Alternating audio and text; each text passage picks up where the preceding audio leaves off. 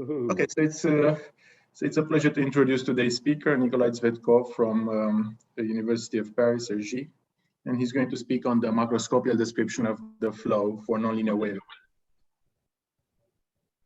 I don't see anyone, I just see my screen. So I start, but I don't see you. So I feel a little bit strange, but is there a way to see you? No? I'm here. Yeah, okay, so I don't see you, but I just feel strange. I'm in front of my ecran and I talk, so hopefully I will be able to do something reasonable. So thank you very much for the invitation. And I in these very difficult times, and I hope that it's not so complicated for all of you.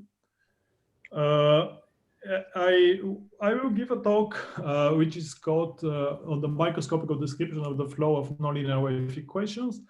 And since Jalal told me to give a talk which is more or less general audience, so there will not be too much details, but actually I will explain how microscopical description of the flow entered into my own research. And I think this microscopical description of the flow is certainly connected to some questions of wave turbulence you seem to be interested in. So I don't know who is in the audience, so I will start by saying what actually I will study wave equations with random initial data and described by Gaussian field. So I will not take any data in some functional spaces, but actually these Gaussian fields live in some Sobolev spaces. And I know physicists don't like Sobolev spaces and functional spaces, but if there are some people like this in the audience, I just would like to take that we don't take any data in these spaces.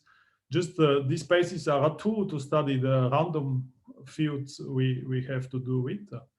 And so let us recode the definition of Sobolev space. So if I have a function on the torus, given by its Fourier expansion, it means a periodic function with respect on each of the variables. So it can be written as a Fourier series with respect to the exponentials, and then therefore we can define the Sobolev norm of such a function in the usual way. So it's a sum of the squares of the Fourier coefficients multiplied by some weight, which depends on s. So bigger s is, bigger the restriction is, and so it makes that the function space is smaller. And here we use this usual definition of Japanese bracket we have in the whole talk, which is essentially the Euclidean distance for big N, and close to 0 we put this 1. So we also know that for integers we have also description of Sobolev space in the physical space, which is given in the last line of this slide. So I will change to the next slide. So I will be interested in the nonlinear Klein-Gordon equation. Not really the wave equation, and you will see for some reason some part of the talk will be easier at that for the Klein-Gordon equation. So this will be the model I will study during the whole talk, which means that I take a nonlinear Klein-Gordon equation which has a linear part and a nonlinear part, which is the U cube. So I will only consider cubic nonlinearity, and in fact. This equation has an easy conservation law. So if you multiply it by dtu, we formally get this conservation law. And we see the form of the conservation law that the function u is in the Sobolev space h1, which was written in the previous slide because of these two terms. And the time derivatives in the space L2. So h1, L2 is a natural framework for the solutions of this space. And more generally, hs times hs minus 1 is a natural framework for the solutions of this problem, which is mostly related to the linear equation, in fact. And so we have a classical result, which can be found in the book of Rita Simon, which is on this slide. So I think they write it on Rn, R3, but it also works on the torus. So this, I think, is in the second tome of Rita Simon book. So if we take initial data of the Klein-Gordon equation in H1 times L2, then there is a unique global solution of the Klein-Gordon equation with this initial data. And this solution is unique in the space of the continuous function with respect to H1 times L2. So, and moreover, if the initial data is more regular, then the solution also stays more regular, in the sense that if the data is in HS for some s bigger than 1, then the solution also raised in this HS for s bigger than 1, and also the time derivative slides lower. So this is the classical well-posedness result for the Klein-Gordon equation, and I will use it essentially many times during the talk. So there is no issue of global existence of smooth solution.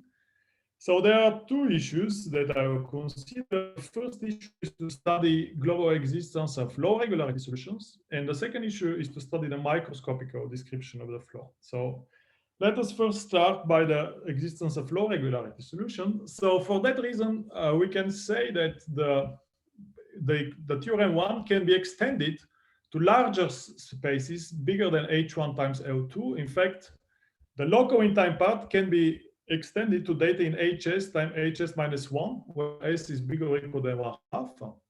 And this can be done by Strickert's estimate. And I think this should be already in the works by Geneva Velo and Sock and Lindblad. And the global in time part is more delicate. And this can be done not down to the 1/2 regularity, but at least down to 3/4 regularity. And it was done by Kenning, Pons-Weger, Gallagher, Planchon, Roy. And actually, it is conjectured that this theorem remains true down to S bigger or equal than 1/2. So Dodson did some recent work on this direction. And so it is believed that this classical result can be extended to, instead of H1 L2, we can put H1 times H minus 1/2. Of course, it is a difficult result. The global existence part is still not done, but I think there is no reason that one day it is not done. So we believe this is true. But what is important is that this 1/2 regularity is critical one. And we cannot extend it below 1/2 because of the following EU-posedness result, which is formulated on this slide. So now I take a regularity which is below 1/2, which is in fact the scaling regularity of the problem. And for this kind of regularity, so we have the following very strong EU-posedness result. So give me any data in HS times HS minus 1. So I can construct a global solution, global smooth solution of the Klein-Gordon equation, which solve the Klein-Gordon equation such that the initial data for this smooth solution approximate the data U0, U1 I fixed in the topology HS minus 1. But for any time t, the solution in HS, L infinity HS goes to infinity as n goes to infinity, which means that normally, if the problem was well posed, this UN, since it approximates initially U0, U1, but it should converge to the solution with the data U0, U1. It's not that it is not only that it doesn't converge to a solution, it even diverges. So it goes to infinity. And so we can construct for any data in HS times HS minus 1, which shows that the problem is what we call EU-posed, in the sense that any data can be approximated in a very bad way, such that the corresponding smooth solution. So I'm in a very nice situation where I have global smooth solutions. So there is no problem to construct the global solution for smooth data. But the problem is that in this low regularity topology, I can construct the approximations which diverge around any data. So the proof of this theorem is due to an idea introduced by Lebeau and further developed by Chris Colliander-Tao, Burke, and myself, and also Xia. In fact, what is somehow new, for example, with respect to Chris Colliander-Tao, is that they only consider 0, 0 here. Now I can take any data. So we see that 1/2 is the limit of the well-posedness theory, but nevertheless, we maybe say that, okay, for this kind of regularity, maybe there is a way to solve, inspired by the work of Bourgain in the early 90s on the invariant measure for NOS, we can ask whether some form of well-posedness survives for initial data in HS times HS minus 1 for S more than 1/2. So, of course, it is not too much like Bourgain case, because Bourgain was taking initial data on the support of a Gibbs measure. And here there is no Gibbs measure and no invariant measure available. But somehow the idea was that even if you don't have invariant measure to exploit, maybe just randomization of the data can give some hope of well-posedness, even if you don't exploit invariant measure considerations. And so it turned out that the answer of this question is positive if we endow the space 2 with a non-degenerate probability measure such that we have the existence, the uniqueness, and the form of continuous dependence. So the answer is positive. I insist on the non-degenerate part of the measure because, of course, you can take a Dirac measure on some single solution of very low regularity, and this will be a good measure. Right? So it's really important. It's non-degenerate. What I mean by non-degenerate, I mean that its support is dense in this set, or if you prefer, any set of full measure is dense. So that's what I want to have on my measure. And so let us try to see how it worked, this idea how it worked. So of course, the point is how we will choose the measure. So the measure, in fact, is chosen in the following. There is a lot of freedom in the choice of the measure, but let me give you a choice which work. So let us fix a real number sigma. So this real number sigma is very important for the whole talk. It will appear in the whole, during the whole talk. And this real number sigma allows me to generate a measure on the space of initial data in the following way. So we'll choose the initial data among the realization of the following two random series. So I take the initial data 3 is given by two random series, which are given as you see. So this is sum of some normalized random variable. That means that their variance is 1, and they are divided by some n to the power sigma. So as you see, bigger sigma is, stronger is the decay of the Fourier coefficient, and therefore data is more regular. So if sigma is become bigger, the regularity of the data is bigger, and so on.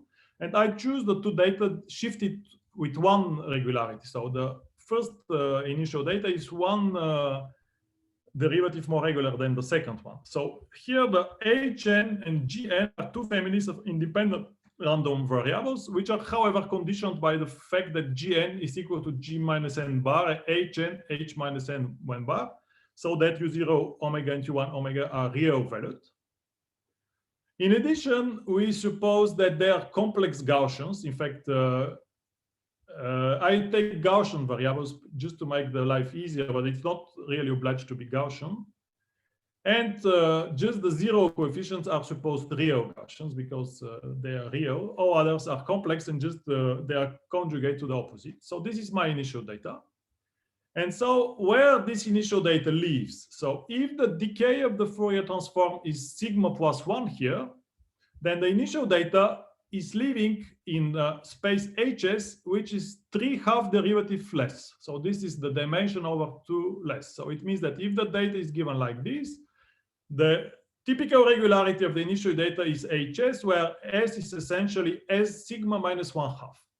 So this sigma minus 1 half is in fact equal to sigma plus 1 minus 3 half, which means the decay of the Fourier coefficient minus 3 half. So it is important that the Gaussians are with one variance. Otherwise, I can put this factor inside the Gaussian, but the variance will move. So I normalize the variance to be 1, and then some decay of the Fourier transform show up. So if sigma is equal to 0, we take the white noise, obtain the white noise, and sigma equal to 1 is something more like the Brownian motion. And if sigma is bigger, we obtain just Gaussian fields, which are with more regular typical elements. So this is typically the random initial data, which will make that the strategy of the previous slide works in the sense that they are not covered by the well-posedness, they are even covered by the ill-posedness, but still we can construct the solutions. And so we, however, start by some very bad first information. So even if I choose on this randomized initial data, if you remember the result of my previous slide, I said that around any initial data, I have better approximation. So let us reformulate the U-Poisonous result. So let us take my decay of the Fourier coefficient in the random series between 1/2 and 1. And then our regularity will be between 0 and sigma minus 1/2, which means smaller than 1.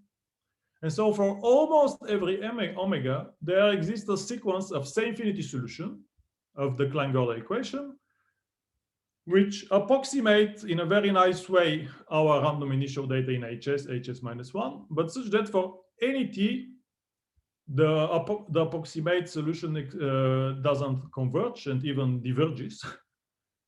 So what I finally, as you see, this randomization didn't help me for nothing because I randomized, but still almost surely I have better approximation. So as you see, situation is delicate. We are in a supercritical regime, so better approximation is always there. So finally, I randomized, but I gained nothing, at least for this approximation. But still, we have the result with Bürke, which is saying that in the same regime, sigma is between 1/2 and 1, the decay of the Fourier coefficient, and S is in the supercritical regime. Then I say that if I defined the sequence of solutions of the Klein-Gordon equation with just truncated initial data, Fourier truncated initial data, then the sequence of this smooth solution converges in the space CR with values in HS to some unique limit which satisfies 4 in the distributional sense. So this is the positive result. So even if in the previous slide I had some very bad approximation of my initial data, I say that if I approximate my initial data by Fourier truncation, or if you prefer, I approximate it by convolution, this is the key word. If I approximate by convolution, then the sequence of approximate solution converges. So therefore, the type of approximation of the initial data is crucial when we prove probabilistic low regularity or poisonous. And in a sense, this is the definition itself of supercritical problem.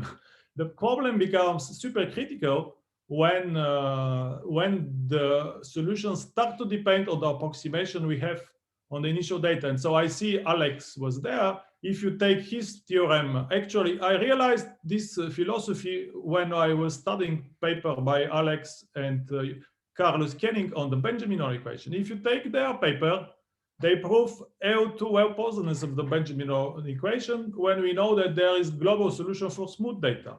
So what they prove, if you look in their paper, is that no matter what approximation in L2 of the initial data we take, the global smooth solution converges to a unique limit.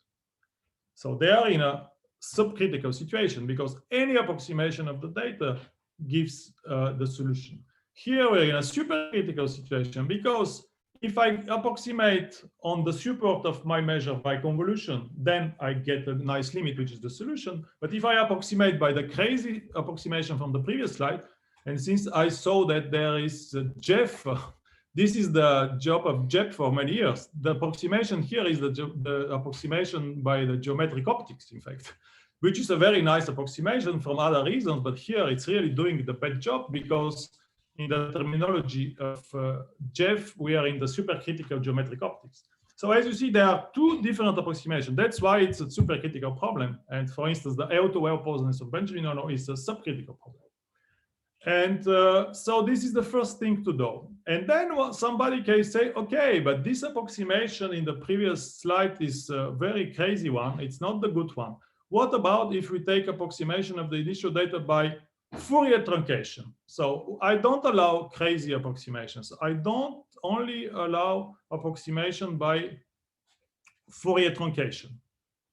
And it turned out in a very surprising result we did with Chen-Min Song last year that in fact there is a dense set in HS minus 1 such that for every data on this dense set, the approximation diverges. So we are in a very interesting situation in my space HS, there are two complementary sets. One is the set of this, the support of my measure, for which we have nice solution if I approximate by convolution, which are given in the theorem by Burke and myself. But our result with Chen-Min-Son, the recent result, is saying that there is another set, which is also dense, such that for every data on this dense set, if you approximate by Fourier truncation, the corresponding solution don't converge and even diverge. So as you see, there is really supercritical problem because both regime we can see even if we only allow approximation by convolution. So this is the content of the work we did with Chen-Min-Son. This is what we did in this work with Nicolas Burke 10 years ago maybe. And so maybe I should say that this result is global in time. And in fact, I would like to insist that there are actually three novelties from my viewpoint compared to, of course, we follow the strategy initiated by Boken, but there are three novelties from my viewpoint. One is that our initial data is by no means considered on the support of the initial of any invariant measure. So we can really take much more general randomizations. I think it has psychological importance. For instance, we could extend this result to Rn cases, take Wiener randomizations, and so on. The second one is that we are global in time here. This convergence is global in time, which means that we get global solutions. And so the global argument to get global solutions is by no means based on invariant measure. It's based on PDE argument. And this PDE argument is something very similar happens for other equations, but I don't have time to discuss this. So we have PDE argument to globalize, and I think this is important. And the third one is that, in fact, we don't renormalize the equation, which from my viewpoint is important because we really say something of the limits of the smooth solutions of the wave equation. And I think this is something natural from PDE viewpoint. So let us say, can we do something in negative indices? And so the answer is yes, but actually it's not so. One should understand that if you would like to solve this equation for sigma smaller than 1/2, which means taking negative Sobolev spaces, then we cannot solve the equation. We should renormalize it. So I didn't go in the right direction. Let me see what I do. Sorry. Okay, so I'm on the right slide. So what we do to go further, so if we would like to solve the problem B1 1/2, then the regularity becomes negative. And so we have the following statement we proved with Tadahiro O and Wana Pokovnikov 2 years ago, is that if sigma is smaller than 1/2 and then S is necessarily negative, there exists a divergence sequence such that if we denote U and omega, the solutions of the wave equation, but I insist on these new terms, C and U, that I added to equation 5, I again take the truncated initial data, then these solutions converge to some limit. So this is what we can do. And in our paper, if you look, we also prove what we call triviality. If we don't put Cn, then there is a trivial limit. So it's really disappointing from PDE viewpoint because I should change the equation. And I cannot connect the solutions of 5 to the solutions of the wave equation without having the term C and U. From my viewpoint, this is not natural, but that's what we can do. For the Schrödinger equation, for the cubic Schrödinger equation, we can do, because there is a phase shift, as I think many of you know, which can connect the solutions of this equation with the solution without the renormalization factor. So the cubic wave equation, the cubic Schrödinger equation, I think the result is very natural in the sense that we can connect the original equation with the renormalized equation. But this is the only example. Actually, for KPZ, you have something similar. For KPZ, you can connect the original equation and the renormalized equation, but for the heat equation, you cannot, which is a bit the same problem like for the wave equation. But we do what we can. So, of course, this is a mathematical result. but I insist that the limit of the solution of the natural wave equation without the renormalization with truncated data, we don't say anything about this sequence. We just change the sequence in a completely brutal way. And okay, I personally not very much motivated to pursue this kind of questions, but it is something to be underlined each time we make this renormalization. And as you see, there is it was the first step in to study the wave equation in negative indexes, but we should insist that we don't really study the wave equation. We study the renormalization, and unfortunately, the renormalization cannot be really connected to the true equation. And see, for a true equation, I have regular flow. In the end, you don't connect your limits by the regular flow of the equation, which is a bit strange from my point.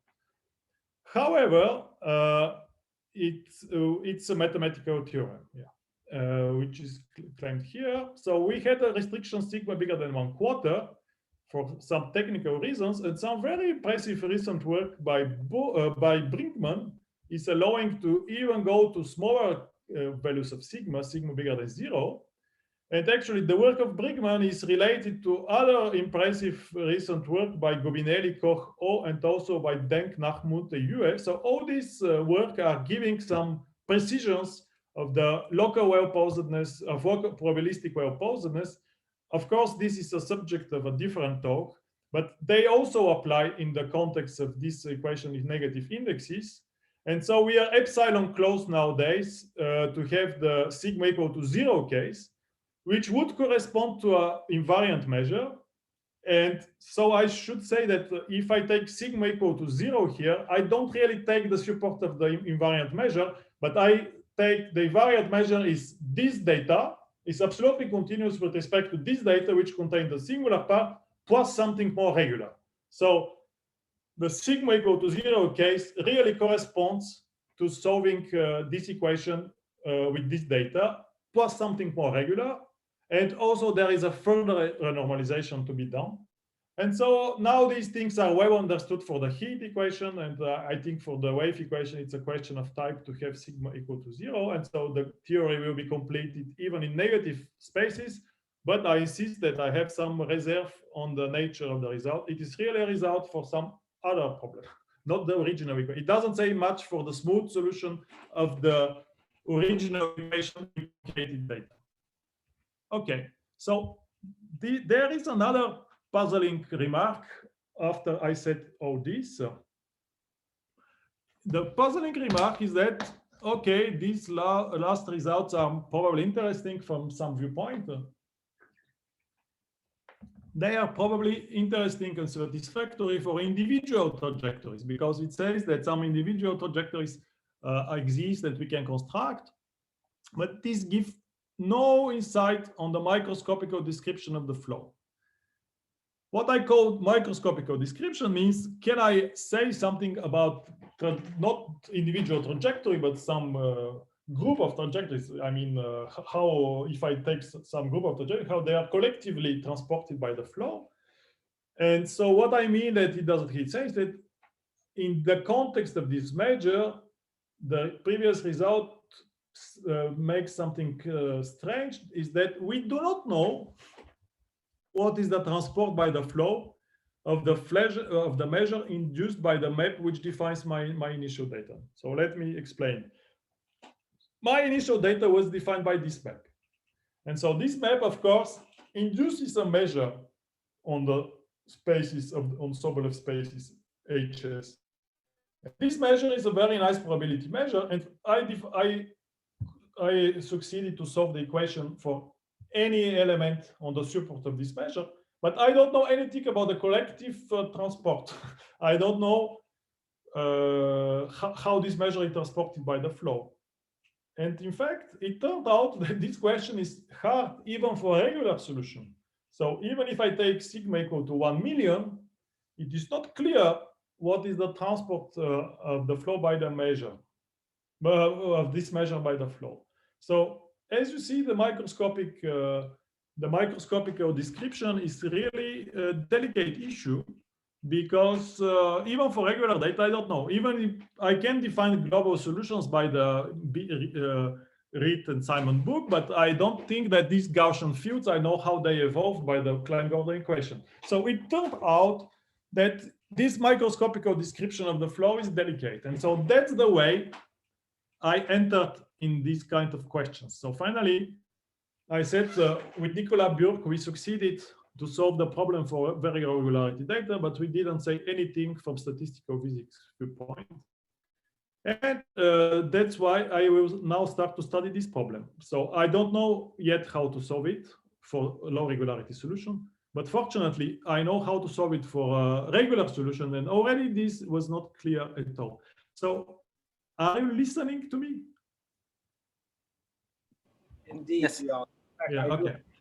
I am just alone in front of my screen, and I really feel very unhappy in the sense that very, not unhappy, but strange, strange. I'm in front of some computer talking to computer. But okay, so is it all right so far, or it's too? No, it's fine. It's fine. It's fine.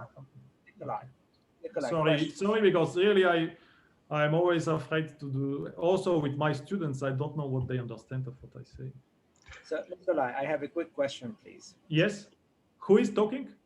Jalal. Jala, okay. I have a quick question. In solving the nonlinear problem, do you have control on the time in which you are solving? Yes, it's global in time. It depends on time. The nonlinear problem. Okay, so there are two results. So I will tell you. Yeah. So in the result with Burke, it's global in time. Yes. Sorry. So here I'm global in time. So I solved the solution for the problem for the whole time. But in the negative index, this result, I'm local in time. And here okay, this T omega, I have a control, but I didn't want to make the slide too technical. I have a Gaussian control if you want. Okay. And yeah, this is a very good point because I wanted to talk about this, I missed. So globalizing this solution is not clear because we missed the I method for this problem. So I mean, we are in a situation we are not on invariant measure. With Nikolay Burke, we developed a methodology to globalize something like the I method for positive regularity. But as far as we are in negative regularity, we miss the analog of the I method for some technical reason. And indeed, it would be very interesting to globalize this solution. And it's not undoable, but it's an interesting problem. Of course, if you go down to sigma equal to 0, we can exploit invariant measure consideration. But as I say, this is exceptional, right? And here, if it's not an invariant measure, one should look for some PD argument to globalize. And this PD argument certainly will be interesting.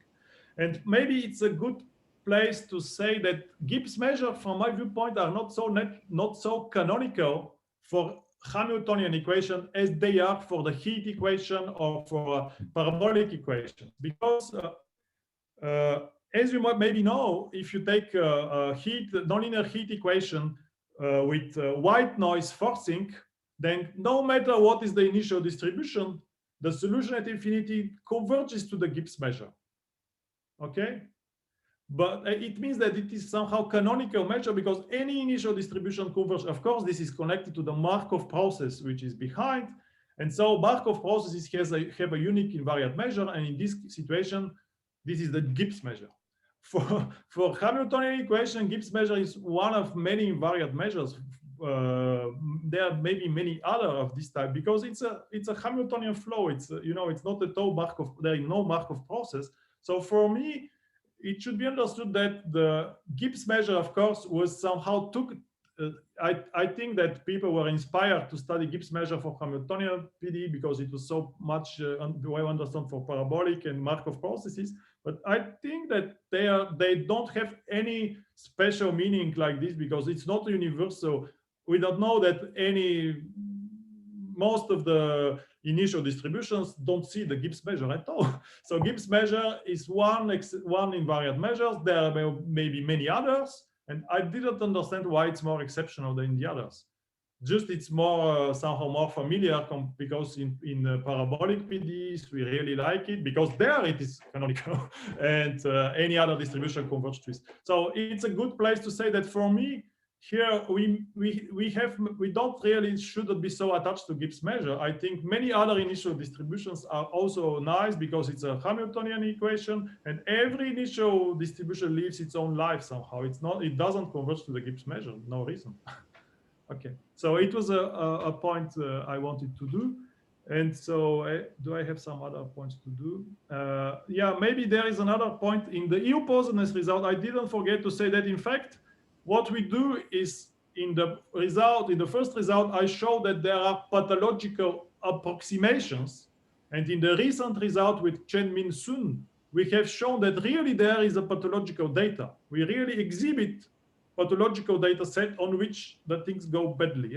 It's really the first time I was very satisfied by this result, because I don't know many examples like this that we really have pathological data and we really know that the probabilistic arguments are needed. Because in many cases, we use probabilistic arguments just to say the problem is too hard, so I take probabilistic method to prove something.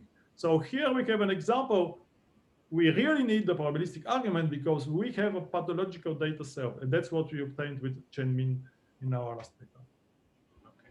So let me now go to the microscopical. So we were very happy to solve some low regularity problems, but unfortunately, we didn't solve anything concerning the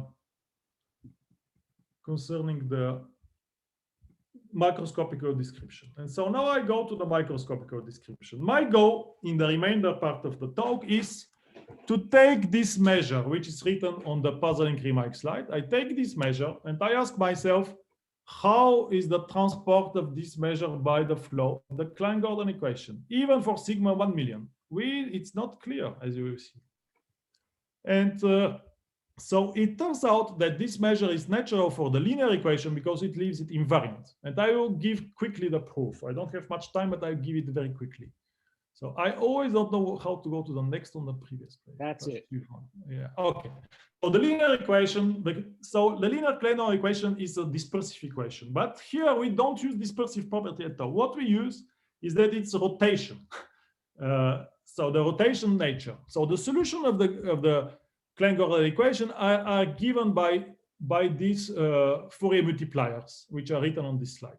So I don't have time to state, just we have some formula, which says that in fact, you take the Fourier extension of the data and just you multiply by some oscillatory factors. And so what happens is that in fact, the good free evolution is not only this ST, but you take ST and its time derivative. So the Klein-Gordon equation is an equation on couple of functions. The function and the time derivative, as in classical dynamics, it's you have the position and the velocity. So the flow is in fact this S bar flow, which acts on couple of functions. On the first component, it acts as the solution map. On the second, the time derivative. And so this is the nice map, in fact, this S bar, because it respects the flow property. S bar of t plus tau is S tau composed with S t.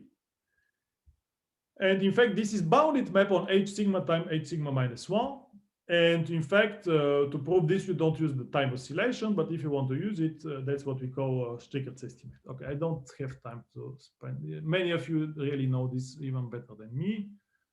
And then I will now emphasize on something different. So this dynamics, the linear dynamics, I can see that it has invariant spaces. So if I take the linear dynamics on the space which is spanned by cosine nx0 and 0 cosine x, so this two-dimensional space. So by the definition of the linear evolution, on this two-dimensional space, it acts as it's not a rotation, as a linear transformation, which is given by the matrix A on the middle of the slide. So this is a transformation, and this matrix gives a transformation. The good point is that this transformation preserves volume because it's a determinant. The determinant of this matrix is 1. And also, it preserves a quadratic form. It preserves the quadratic form, which is written at the end of my slide. And therefore, as you see, for me, the Klein-Gordon equation is just the infinite factor of these linear transformations, which preserve the volume in this quadratic form. And in fact, it turns out that, in fact, now I take my two-dimensional space and I keep this two-dimensional space by a Gaussian measure. On the first line, I take one Gaussian measure with the variance n to sigma plus 2. And on the second line, another Gaussian measure with slightly different variance. And then I keep the product of the two lines, which is my invariant space, by the product measure.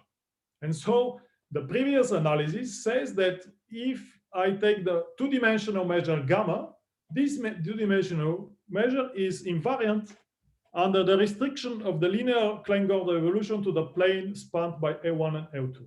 So essentially, you take many two-dimensional spaces on which I have this invariant measure, which, as you see, is exactly the measure which was on the previous slide. And I can do the same thing with the sinus part of my linear evolution. And this gives it yet that, in fact, if I take my measure, which is the one I used in the previous theorems, so it turns out that the previous analysis is saying that, in fact, the measure mu sigma, this is now infinite dimensional measure, this infinite dimensional measure is invariant under the linear evolution.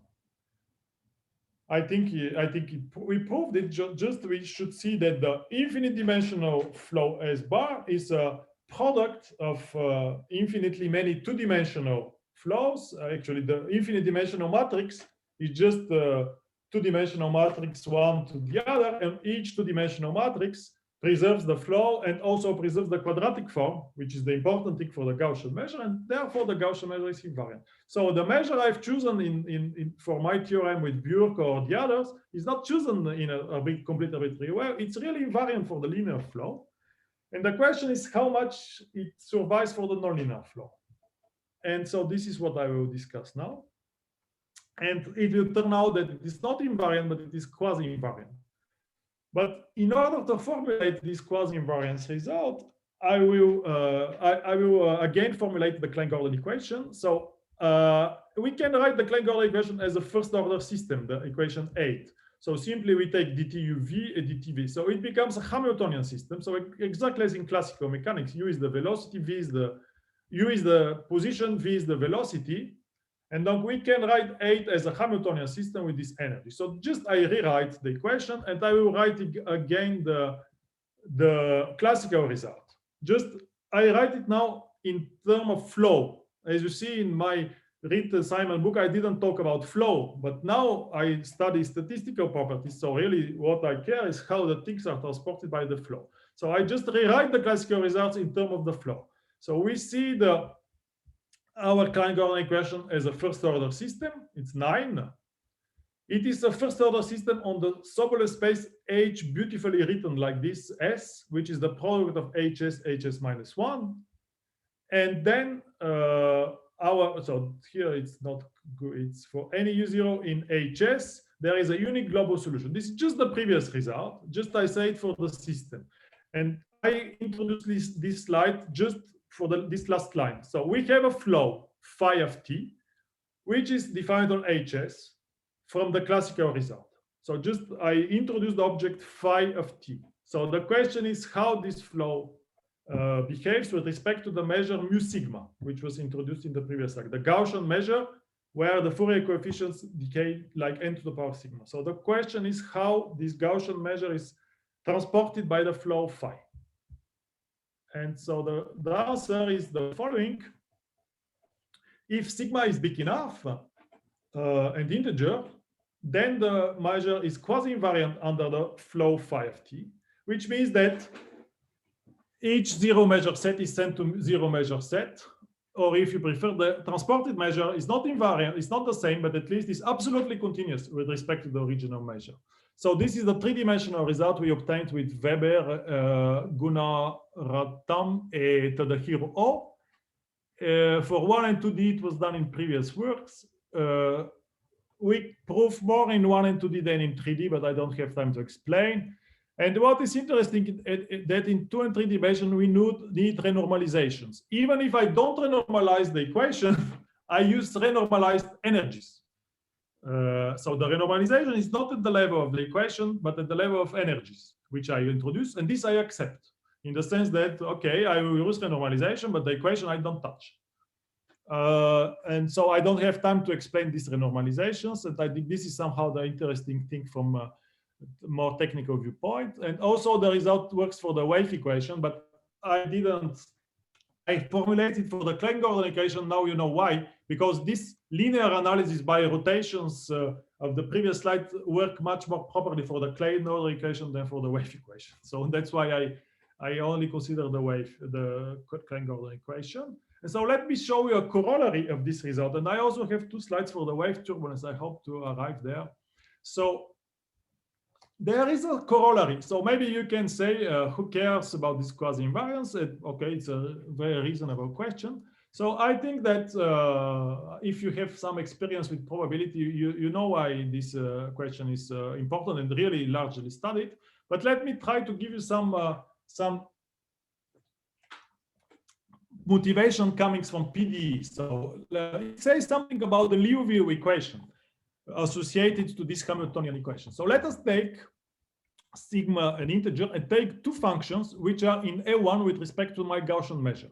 And let phi of t be the flow of my Klein-Gordon equation, which is defined mu sigma almost surely thanks to the classical result. So I don't have problem to define the flow. Then the previous results say that for every t, the transport of the measures f1 times the Gaussian measure, f2 times the Gaussian measure. So I have 2 t measures.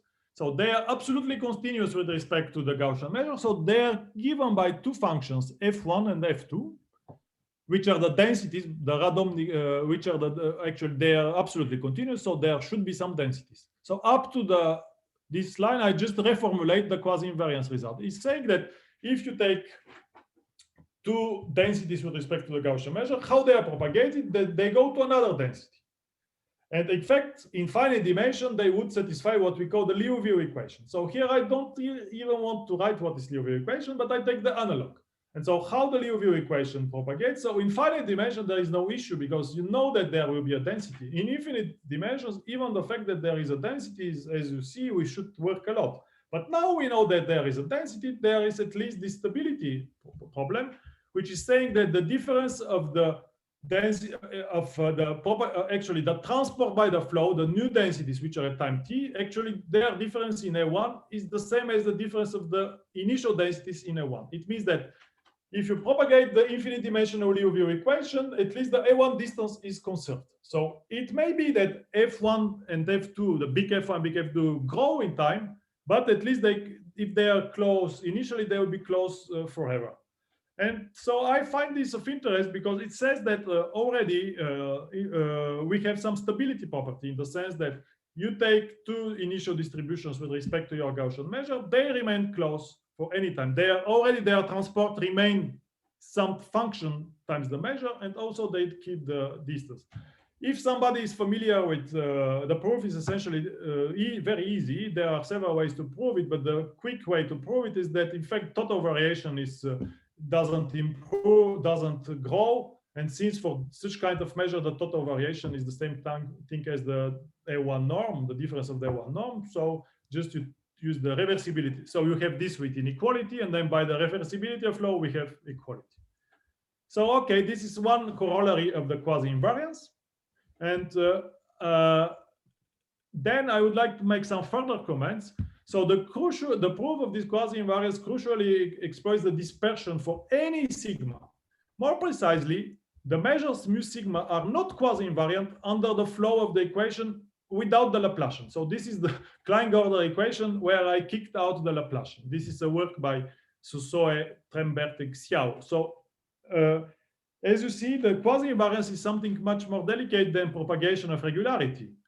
For instance, if you care about the propagation of HS regularity is propagated by the flow of this equation where I no longer have the Laplacian. But the Gaussian measure is no longer propagated, and the transported measure is singular with respect to the original Gaussian measure. And the proof is delicate. This is an idea of Philippe Sussoe, is that in fact, if it was quasi-invariant, then it would contradict what we call the logarithm, the law of logarithm for random variables. So it's really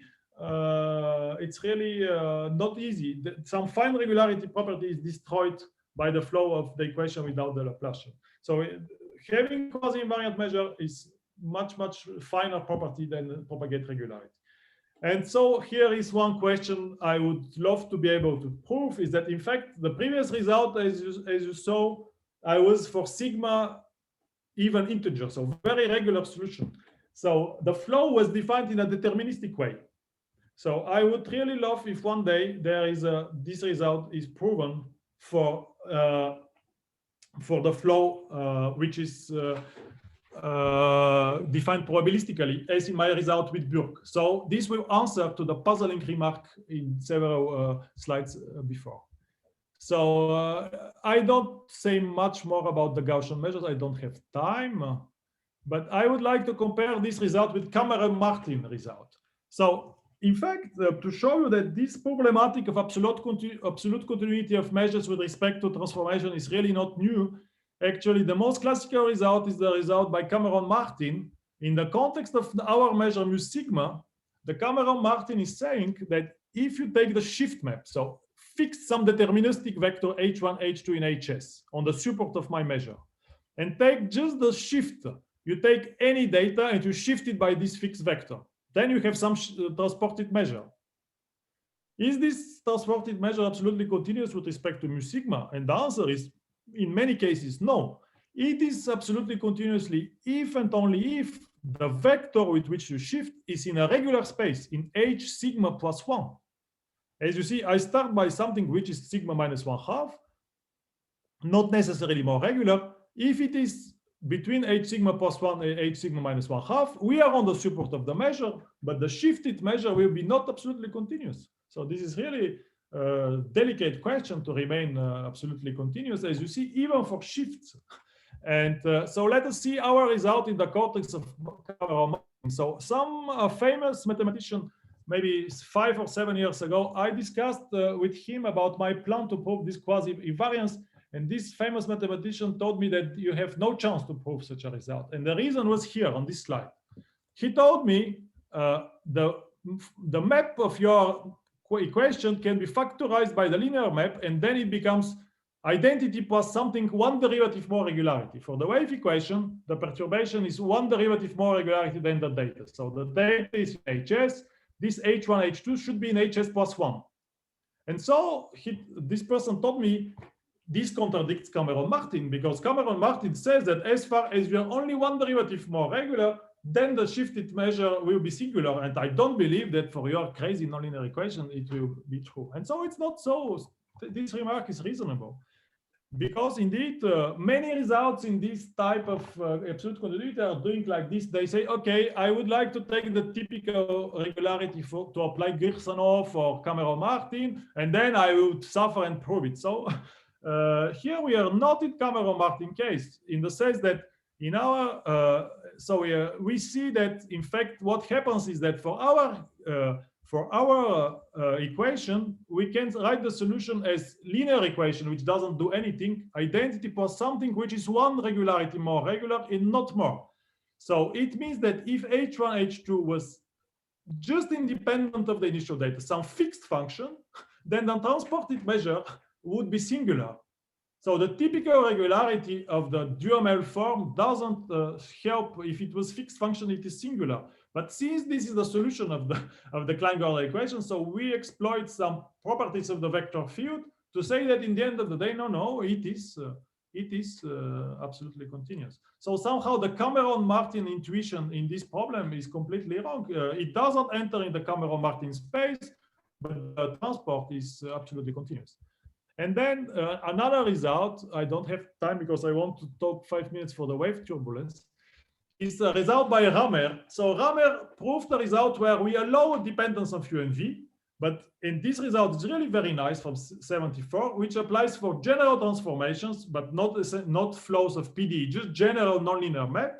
And they are optimal in the class of nonlinear maps. But if we try to apply it for PDE, this will only apply if we take Laplacian to the power more than 3. So really very strong regularization in the wave equation could apply this result, but we are in a really much farther. We have only the wave equation. And if you take really strong regularization here, you enter in this remarkable result by Ramer, which uses a lot of probability, in fact. But for PDE, it's not so useful. We really use some PDE methods. And then a last result in this context is a result by Annabella Cruzeiro under the supervision of Melievant. So they proved that in fact maybe we can prove absolute continuity if we take some abstract assumption on some divergence of some vector field S11. So this assumption, as Annabella herself recognizes, they never succeeded to check it in any example. And in fact, I can say that by using dispersive PDEs, we check this kind of assumption, and it looks a very nice formula, exponential of divergence, but actually it's very important, this divergence with respect to which measure we do it. And it's very important to choose a good modified measure with respect to which we make the divergence. Otherwise, this 11 is not true. And in her paper, it is done with respect to the Gaussian measure, and I think it's never, if you take diversion with respect to the measure, it doesn't work, but you should take absolutely continuous measure, and then it starts to work. Okay, and so now I think I can go to the, okay, so I succeeded to entering the, my last slides are connection with wave turbulence problems, because this is your seminar. And so let me try to, so as far as I understood, in the wave turbulence problems, one studied the behavior of this function, of the expectation of the square of the Fourier coefficient of the solution. So here my solution has two components, the solution and its time derivative. So I take the Fourier transform of the flow on my random data, and I take it in point n of Z3, and I take the explanation of the square of this guy. And as far as I understand, we study various limits. Non-linearity goes to 0, period goes to infinity, and things like this. So our result is saying, written for this quantity, is saying that there exists a density resulting from the quasi-invariance, which is some random variable, such that the quantity you study in the wave turbulence problems is in fact the integral of my Gaussian variables times the density. And so as you see, the density contains all the information needed to, in order to know your function nt, so your 2-point function, or I don't remember how you call it. The expectation of the Fourier coefficient can be written as some average with respect to density. So the density resulting from my quasi-invariance result contains the whole information you know for the wave turbulence problems, and it contains even more information. So if I know the density, I know your coefficients. And so let me just speculate that in fact some recent work by Dubuche, Tsutsumi, and I'm also working on these questions presently, allow to give some more precise information of my densities from the previous slide.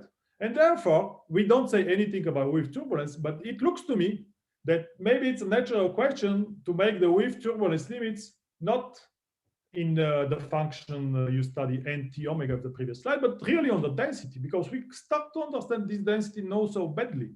And so, of course, if I prove results for the density, then I can just integrate with respect, as in the previous slide, you know, I integrate, take this integral, and I tell you something about your function. Of course, this is nothing to do with kinetic equations or whatever. I just say that the object you study can be connected to the density resulting from quasi-invariance. And then there is, I know that I'm almost out of time. I know that there is a dual formulation that in fact, by time reversibility, you can also say that if you take the solution of our equation with random data, of course, here I can change the distribution. It's not, for any, this is general discussion now. And I can say that if I know that I have quasi-invariance, then we have some density such that if I take the expectation of the Fourier coefficient multiplied by this density, I have the initial expectation. So the interest, so I'm showing a line. So this line, I know I go quickly, maybe you don't follow, but this line is interesting because it's true for any n. You know, essentially, I take the square of the Fourier coefficient of my solution. I can multiply it by a single function, which is independent of n, and I normalize it to have the size of the initial data, of the expectation of the initial data, which in my case is n to the power minus 2 sigma plus 1, as you see. So I don't know how much this has any relevance in the wave turbulence, but for me it's interesting property. Somehow, I know you study this quantity without the function f, and you say how much it evolves. I say that, okay, it's a dual formulation. It evolves essentially as f. If you know how the density evolves, we really know how evolve your coefficient. And the final slide is saying that we can also, so I promised to give open problems. I think I gave many open problems during my talk. And by the way, if anybody is interested in some of the problems I asked and have some ideas and want to discuss, I'm open to discuss, of course. So NLS offers another really challenging problem. So what about the previous result for the Schrödinger equation? So in the one-dimensional case, in a work with Fabrice Planchon and Nicolas Tzvetkov, we proved the previous quasi-various result for the one-dimensional nonlinear Schrödinger equation. The nonlinear Schrödinger equation is much harder because of the lack of direct smoothing in the Duhamel formula. However, we can exploit some hidden smoothing via modified energies, and here it's another talk I can give on this issue. But our method with modified only work in 1D. And so the extensions to 2D, it's really not clear to me. As you see, for the wave equation, we are already in 3 dimensions. But for Schrödinger equation, we are only in 1 dimension. So there is a really challenging problem is how to extend the result I did with Planchon and Tzvetkov for the nonlinear Schrödinger equation in 2 dimensions. And let me give you a precise question. Can we prove that the measure induced by this map, so this measure, is quasi-invariant under the flow of the 2-dimensional nonlinear Schrödinger equation? And if S is bigger than 2, the flow is perfectly well defined. So can we prove such a result? I would be really happy if somebody has some idea how to solve this problem. I think it's a challenging one, and certainly the methods we already used don't suffice to solve it. And as you see, for the Schrödinger equation, yeah, this is something we don't understand yet. I would be happy one day to see the solution. And I stop here. I just thank you very much. And I really hope that better times will come soon. Thanks, Nikolay. Bravo. Thank you, Nikolay. Thank you. So this are there any questions? Yes, I have a question. The sigma in your last couple of slides, what's the range? This is S here. Sorry? No, sigma. To go back one more slide, maybe. Yes, here you have. No, that was sufficient. You went too far. Yeah. But what's the sigma and the definition of capital N? What range of sigma do you have the result on? Sigma was bigger than 4 and integer. 4, 6, 8. Okay. So sigma is bigger than 4 in this range. Of course, I think that you can lower it a little bit, but not much. So sigma is 4, 6. In 2D, you can also take it to something like this. I don't remember exactly, but yeah. Okay. So Yeah, other questions? okay, so I have one question and one comment. So the question is like, do you have any guess like what is the what would be the kind of the critical regularity between between you have absolute continuity of the measure versus the possibly like a singularity of the measure? Because I think what happens in wave turbulence, it depends on the interplay between the size of nonlinearity and the large box limit. So I mean, I think there in some cases maybe what you really see in wave turbulence is that the measure you get is not really absolutely continuous. And I think if that's the case, that would be an interesting question to see like if a transport measure is not absolutely continuous, then what would it be? So do you have any guess on what would be the kind of the at least in simple situation, what would be the kind of the threshold between these two? Yeah, it's a good question. Yeah, so as you see, if you don't have the Laplacian, you don't have absolute continuity, right? Yes. And my feeling is that what one may study is the small dispersion limit and see how much the singularity appears in this limit. But I feel that if you don't take small dispersion limit, my guess is it should be always absolutely continuous. Okay. I mean, at least for the 2D analysis, for example, for the last slide. So my feeling, but I may be wrong, is that, for instance, in the last slide here, I think it should be absolutely continuous. And also for the wave equation, we have sigma bigger than 4. But my feeling is that even if you take small values of sigma, even if you enter in the world of the probabilistic well posedness, I don't see what else may happen than absolute continuity.